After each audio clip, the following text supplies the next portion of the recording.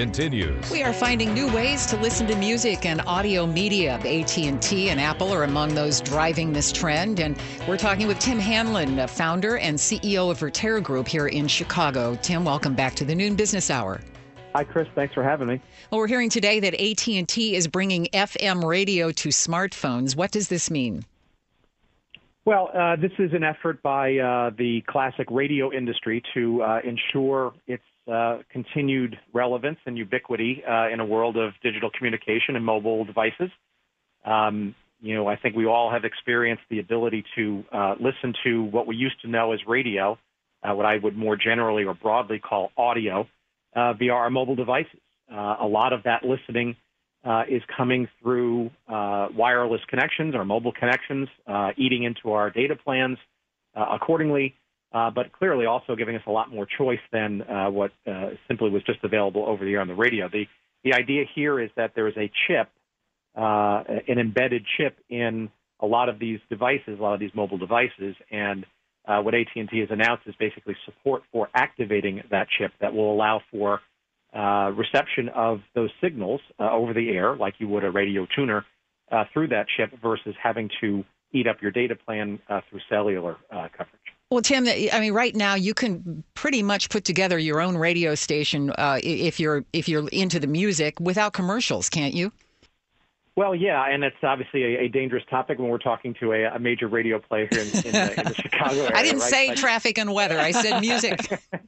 But the reality is that the reinvention of radio into something more broadly construed as I would call it audio is frankly offering a cornucopia of choice, not unlike our previous conversations that we've had about television. More choice for the consumer is always a good and wonderful thing, and the ability to put together our own playlists, our own mood-based interests, our own stitched together programming of things that we're compelled to listen to or interested in versus what a generic programmer might have in mind.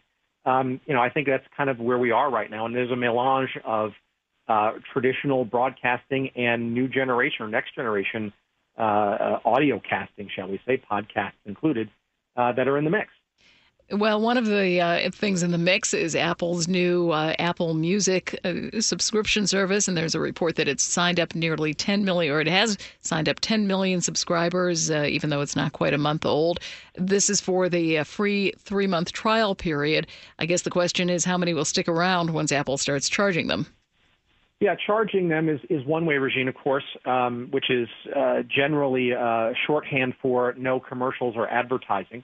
But I think everybody recognizes that advertising, arguably judiciously served and targeted, that doesn't interrupt maybe as much as traditional media has done over the years, could also play a part in the economics of that. So I think if you're a consumer, I think you're going to see kind of a tension between two sort of business models, one being a full pay model where we don't get exposed to any commercials, or maybe a partial pay or no pay model where commercials are just part of the deal, but hopefully a little bit more targeted, a little bit more deferential to us as consumers and not, 20 minutes worth of commercials in an hour. Not everyone has been impressed with this Apple Music streaming service. What do you think of it?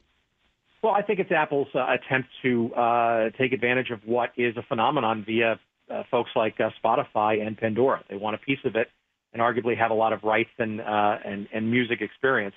I think we're going to see further innovation in and around this space, and Apple is going to be a player, probably not just the player. And it's really, if you're making music especially for the millennial generation, it's all got to be on smartphones.